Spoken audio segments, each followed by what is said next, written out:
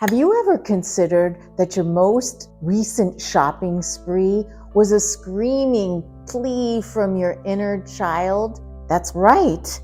Your hurt, wounded toddler needing attention. The urgency of that buy created such tension, it overrided your inner wisdom, it overrided your inner adult, and you just dove right in to feed it. Today, we're going to dissect how that happens. We're going to explore the meaning of the inner child, the wounded inner child. We're going to look at marketing and retail therapy and how it's doing more than just financial damage, but actually damaging you psychologically. We're going to find ways to feel better. So let's just dive right in.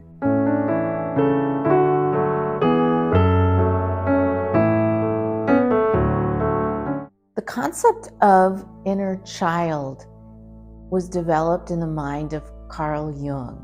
He developed 12 archetypes. Some other archetypes include the magician, the seeker, the hero, the Madonna.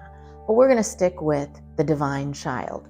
Over time, theorists, psychologists took the concept of the divine child and molded it more into the inner child.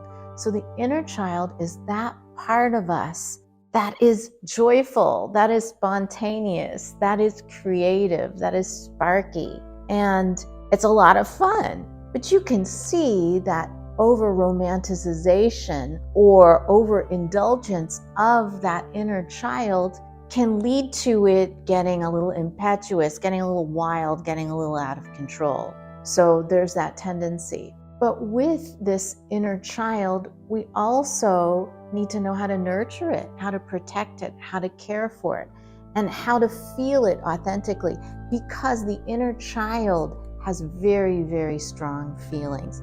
And it is a source, and it is a place where we experience really strong feelings. And we can go there to learn more about what we're feeling, how we're feeling, why we're feeling. So the inner child develops from the ages of 0 to 11.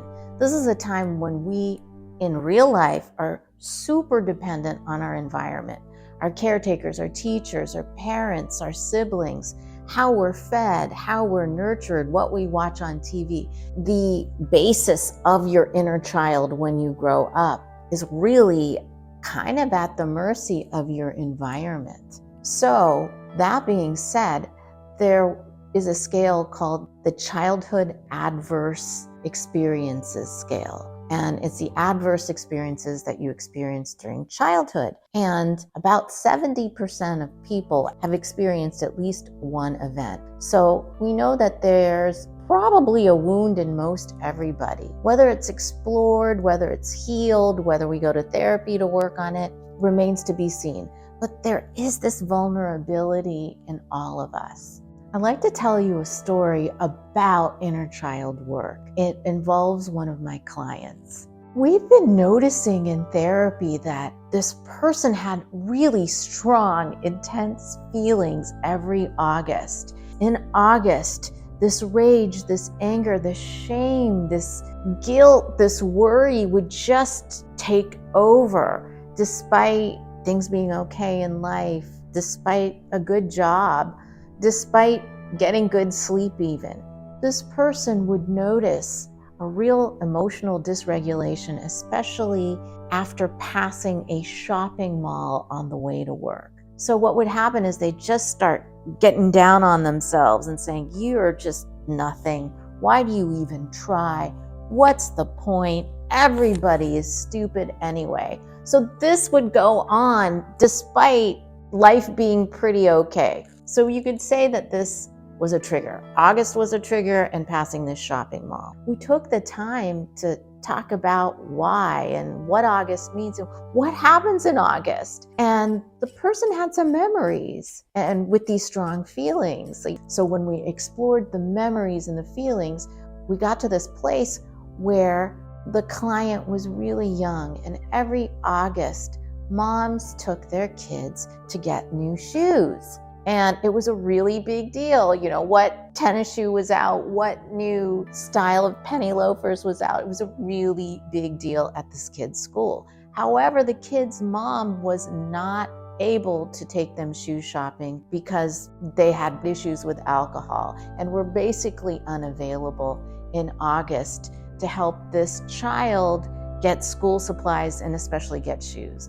So these strong feelings were really bottled up and turned inward because the kid was teased at school because they didn't get the right shoes, because the kid was angry because the mother was unavailable, because the kid felt unimportant and undervalued because they weren't getting attention.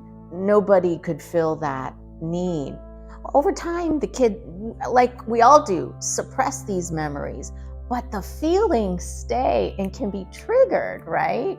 So no amount of Nike shoes or Adidas shoes or whatever shoe you're into is going to heal that pain.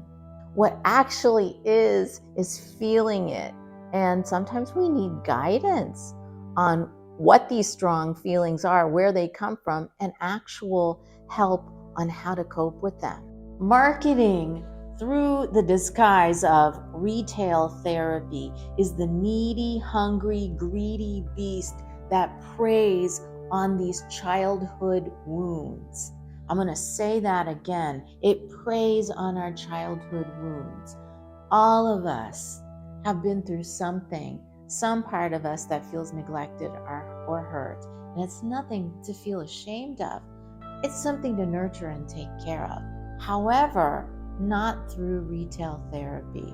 In our country, we are bombarded constantly by images of things we need, things that'll make us feel better, things that will ease the pain. It tends to be a very external way of living. It encourages us to spend our free time scrolling and buying things or going to a big chain store on the weekend and just loading up with stuff to make life easier. That's the message, and it's powerful. It's pretty much your whole waking time. We all have these periods where our minds drift off and we kind of daydream and we kind of go into feelings or spiral down into different mood states. In our vulnerable mood states, we can be bombarded by images, say, of the latest blouse that has just caught fire and everyone's wearing. That blouse image shows up on your screen. You find out who's wearing it, why they buy it, where they buy it, the best price for it, and before you know it, it actually distracts you from a negative mood state, but it's just a distraction. It is something that leads you down a rabbit hole of empty promises, and it can become an ultimate financial burden. If we get into the habit of coping, of soothing ourselves through retail therapy, not only do we miss the chance to understand what's going on inside of us, but we also get addicted to this false comfort. Marketing knows this really well. It's out there to prey on your negative feelings, to do things that immediately make you feel good, that give you a zing. Well, I'm telling you right now, the zing feels great, but it's not going to last. We need to make changes in our lives that last. We need to look at ourselves and take the time to feel feelings. Marketing industry, retail therapy is never going to encourage that. Now, there are amazing, beautiful, artisanal, gorgeous goods out there to be fully enjoyed, and I'm all about that. However, this concept of retail therapy gets really ugly and it gets really disconnected and people suffer. So let's stop suffering. How do we break this cycle? The way out of this destructive cycle is the way home. First, you pause before you hit the buy button, before you lay your credit card down and wrap it up. You pause. You ask yourself, do I need this? Is this coming from a place of lack in my life and angst and bad feelings? Or is this coming from a place where I've wanted this for a while? This will enhance my life and I really don't feel any bad feelings about it. And if it's the second option, you can wait and purchase it in the morning to be really sure. So the first thing is just really pause and ask yourself, what are you feeling? Where is this purchase coming from? Do not just hit buy, my friends. Number 2, get some support. When you go through a cycle like this where you're impulsively using retail therapy to get out of negative feeling states, you need support, whether it's from a friend, whether it's your spouse, your pet, your therapist, your psychiatrist, your rabbi, your coach. Someone needs to help you to see yourself, to see the beauty in you, the good qualities in you. Retail is not going to reflect the best version of you. It's going to actually prey on that feeling of need. So go find somebody who can help you to feel good about yourself again. Get that support. Number 3, be brave. Dig up the courage. Feel those feelings, because honestly, those feelings are going to come up at one time or another.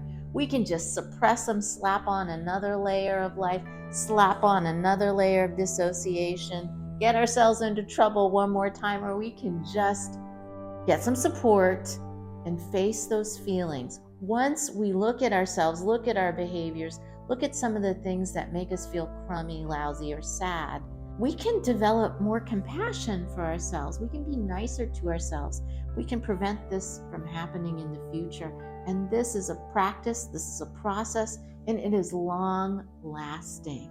And number 4, this is a big one. Do not let that needy, wounded child manipulate you. Its urges are so strong and so demanding and so insistent. Do not let that wounded child manipulate you. Instead, give that wounded child some loving, firm limits. Children need boundaries and limits so they can feel safe, so they can truly play and be joyful, not impulsive, erratic, or in danger. Give your inner wounded child a loving boundary. Don't spank it for acting out. Instead, talk to him or her. Be kind to him or her. Get some support. We've all been through something that's hurt us. There's no shame in taking the time to pause and take that thorn out of our foot. Take that time, give that to yourself. Give the present of nurturing, give the present of time, give the present of attention to yourself. Don't just hit buy. I hope you enjoyed this content. My name is Dr. Priya Parmar. I am a board-certified psychiatrist, and I would love it if you would subscribe to the channel and get more information on how to live your best life. Also, send me some comments about your experiences retail shopping. I know you've got them. Take care, and I will see you soon. Bye.